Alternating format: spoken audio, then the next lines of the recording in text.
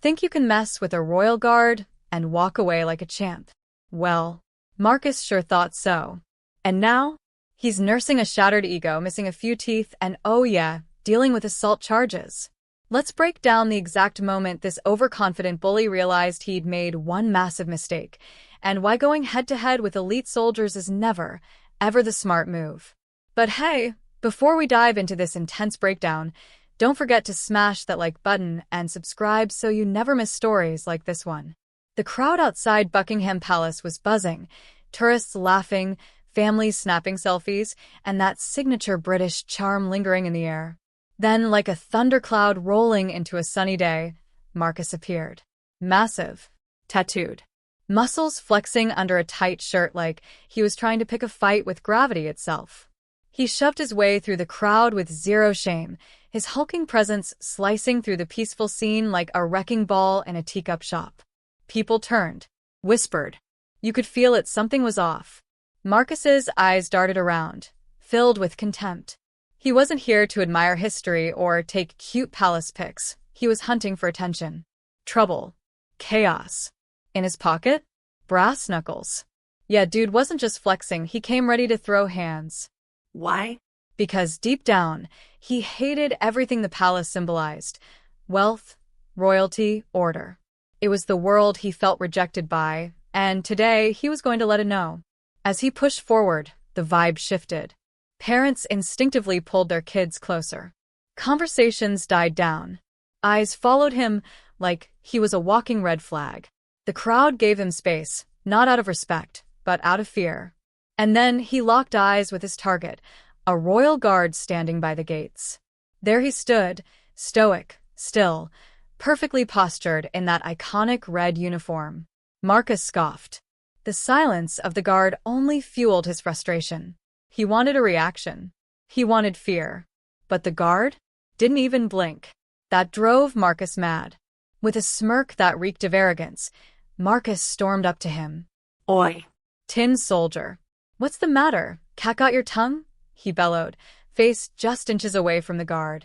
His voice boomed, his breath hot. But the guard? Still a statue. Each insult got filthier, louder, more unhinged. And yet, the guard never flinched. But something changed, barely noticeable.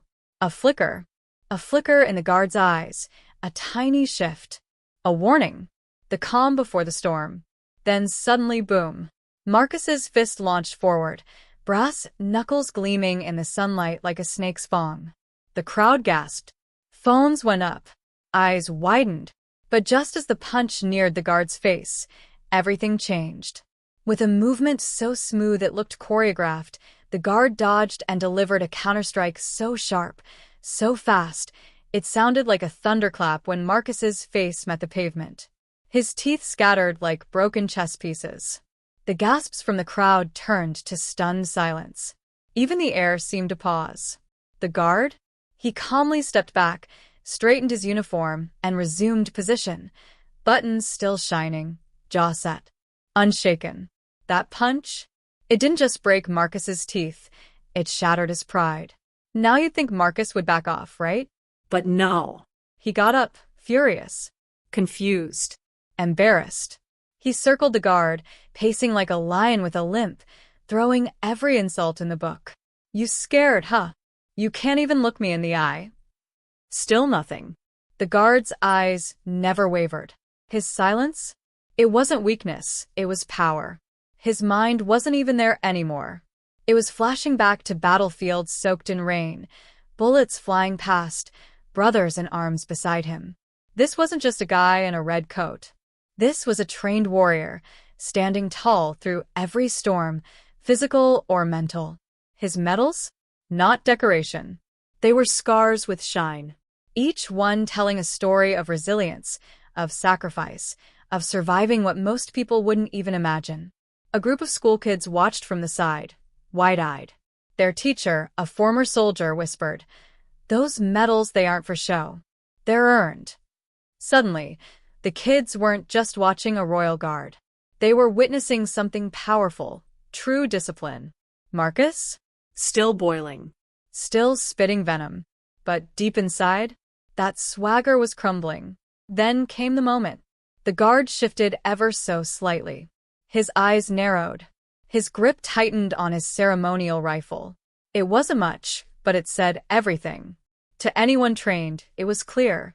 He was ready. Marcus hesitated. Just for a second. Doubt crept in. But rage took over. With a roar, he launched again. Fist pulled back like a loaded spring, aimed for destruction. The crowd froze. Time slowed. But this punch? It wasn't clean. It was wild. Sloppy. All muscle, no mind. And that Was Marcus's fatal flaw. The guard, focused, trained, composed, moved with instinct. Years of elite training kicked in. No wasted motion. No panic. Just perfect execution. The punch connected, but not like Marcus wanted. The guard didn't fall. He absorbed it. Took the hit with a stability that defied belief. He stood tall. Blood trickled. Sure, but his eyes? Still calm. He didn't just win the fight. He won the moment. He owned the silence that followed. Marcus stumbled back, panting, furious, and completely undone. The crowd erupted. cheers. Claps. A wave of respect for the silent sentinel who proved that true strength doesn't shout, it stands.